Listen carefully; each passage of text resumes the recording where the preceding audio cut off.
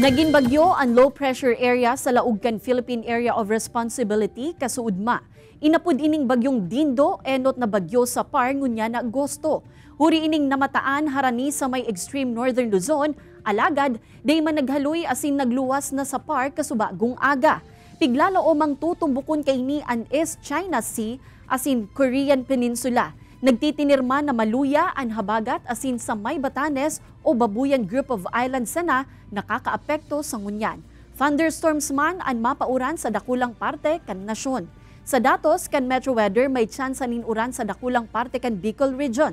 May makukusog man na uran na posibleng magresulta sa baha o landslide. Posible man ang localized thunderstorms sa iba pang parte kan nasyon.